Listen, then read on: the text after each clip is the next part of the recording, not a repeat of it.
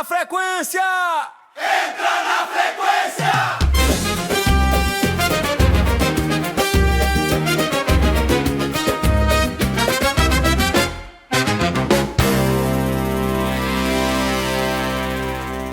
Entra na frequência!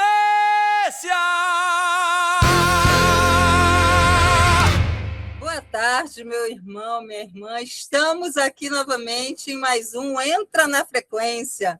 E nesse dia de hoje, nesse programa de hoje, nós estamos com o professor Alexandre Pessoa, professor pesquisador da Fundação Oswaldo Cruz, engenheiro ambiental e doutor em medicina tropical.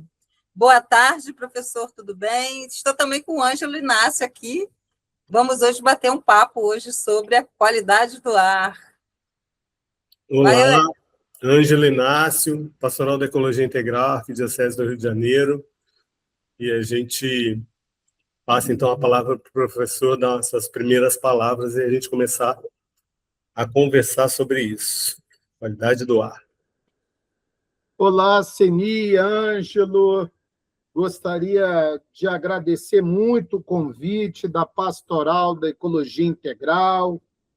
Estar aqui com vocês, entrando nessa frequência para discutirmos uma questão importante para a vida das pessoas, às vezes não muito observada, relacionada à poluição do ar.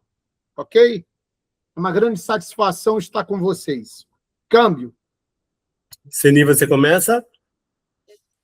Nós é que agradecemos sua presença aqui conosco nesse nosso segundo programa, né, do Entra na Frequência. E como que é essa questão da atmosfera no nosso planeta de um modo geral? Como é que funciona isso? Como é que acontece isso? Todo mundo respira, mas como é que funciona o mecanismo? Como é que é de verdade isso? Veja, eu atuo num campo de pesquisa, de estudos, de intervenções que nós chamamos saúde e ambiente. E isso é importante porque nós consideramos isso inseparável, indissociável. Às vezes a gente fica muito pensando na saúde como ausência de doença ou como remédio, né? Mas quando a gente pensa dessa forma, já chegamos nos sintomas. O que eu acho que é importante, até fazendo uma referência à ecologia integral, é que nós temos que pensar as determinações disso, as causas das causas.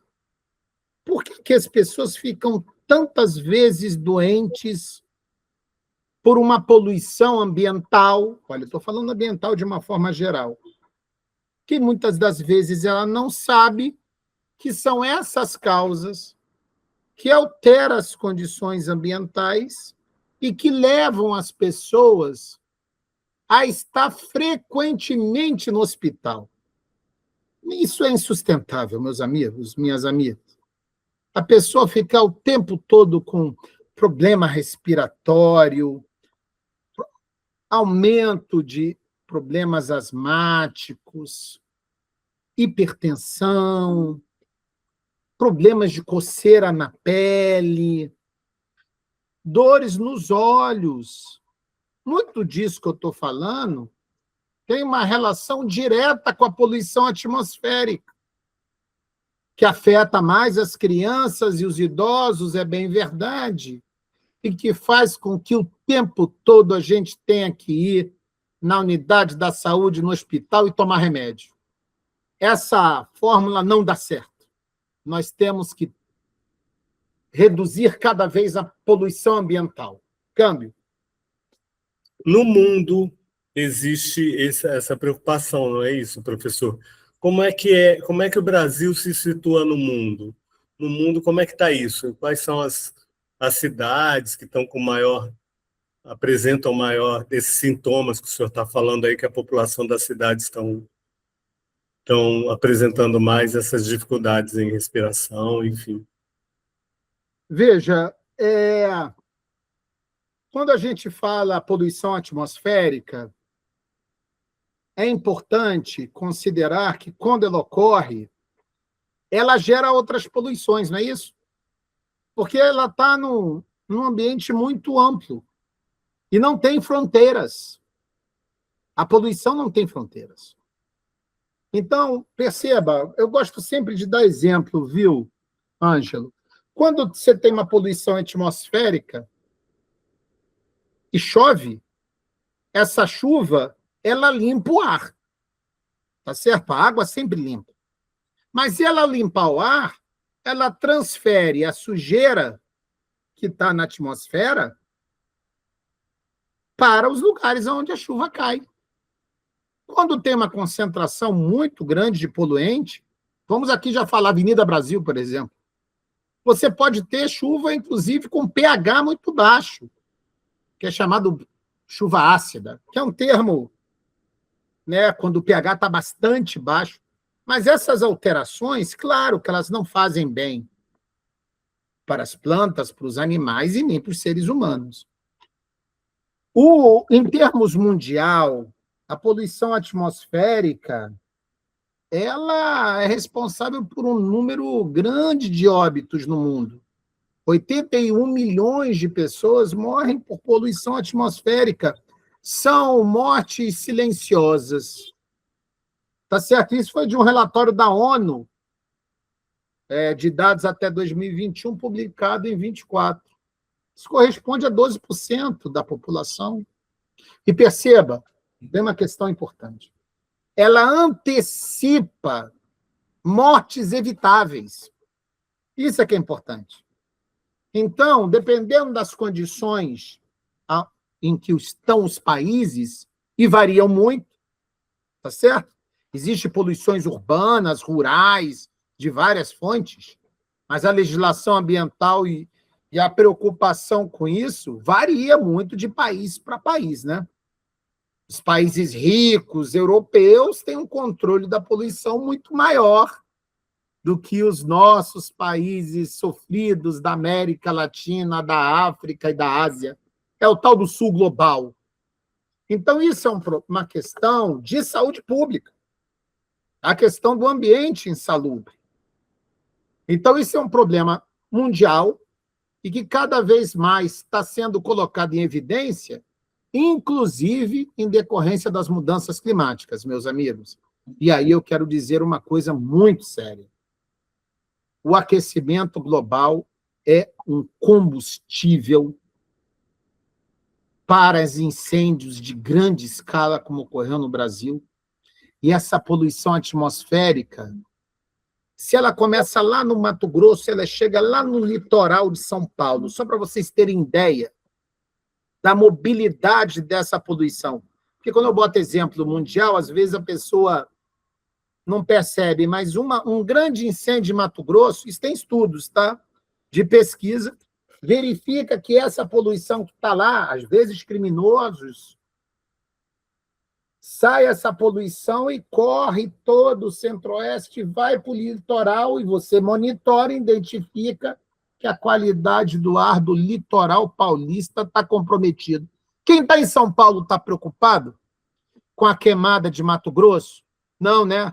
Parece que ele está num outro lugar, não é? Pois é, mas deveria se preocupar. Câmbio. Deveria se preocupar. Deveria se preocupar. Diante de tudo que o senhor falou, me surgiu aqui uma questão. Não sei como é que está o Brasil e a nível de mundo de trabalhar com medicina preventiva. Existe alguma coisa a nível mundial e no Brasil também sobre esse assunto, medicina preventiva na questão da qualidade do ar? Veja, Seni, o Brasil tem uma legislação ambiental forte, viu? Que foi uma conquista, um esforço muito grande. Existia um movimento ambientalista muito forte no Rio de Janeiro. E nos outros estados, eu gosto de lembrar sempre do Chico Mendes. Nunca mudou de lado, foi um homem valoroso.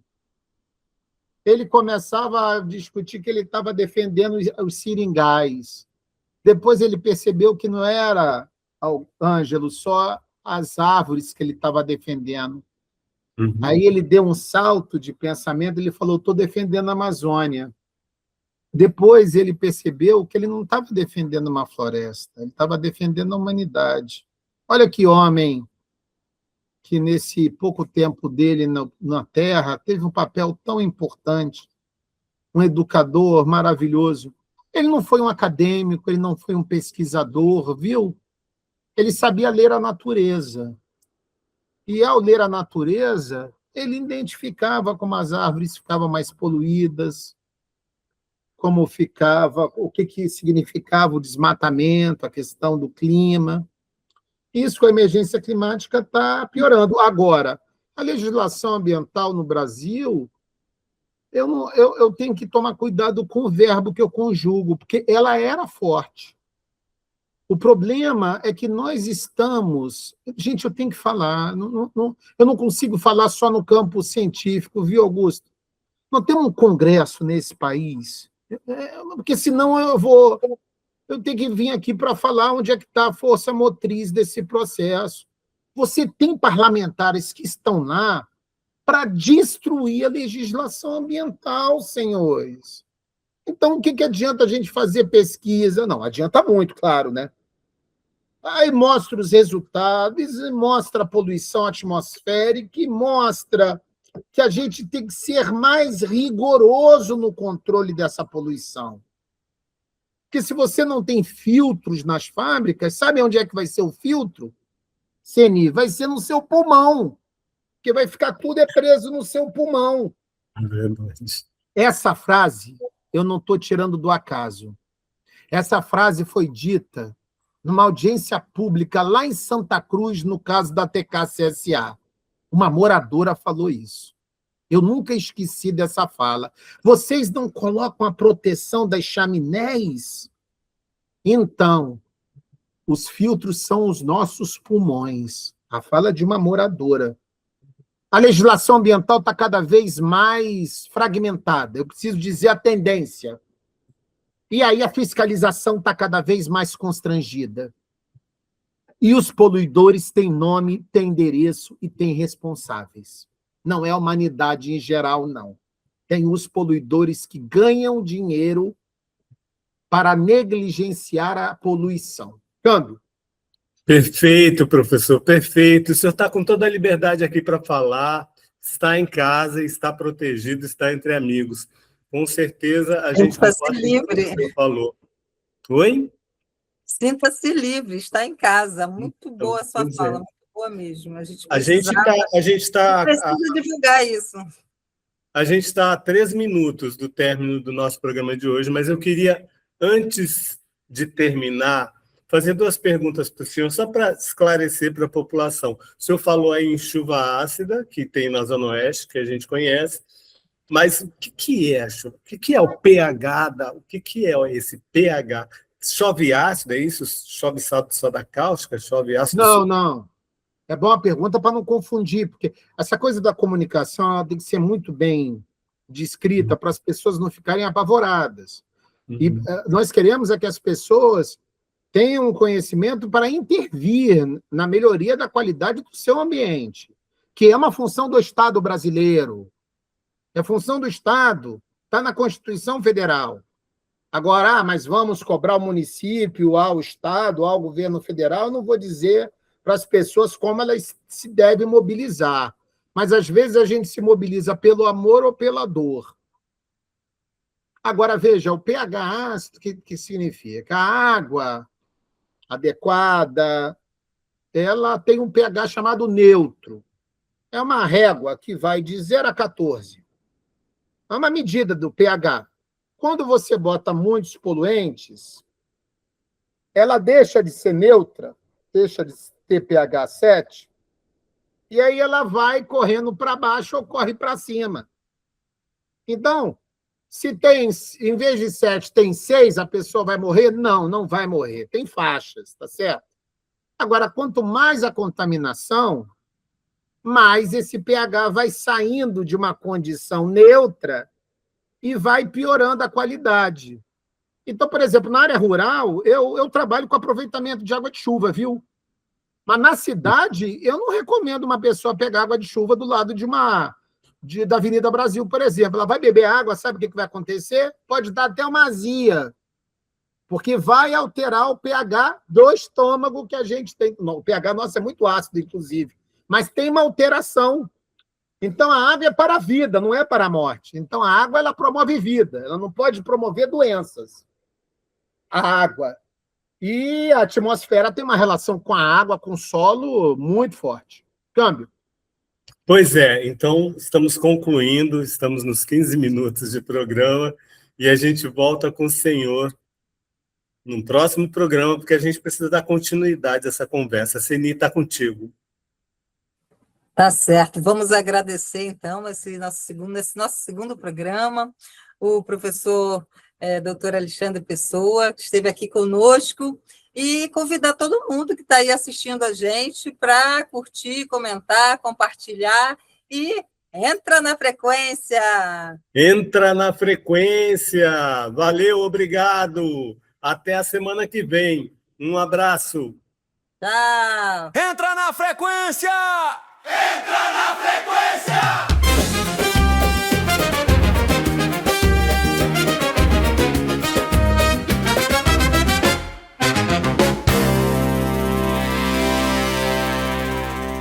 Entra na frequência!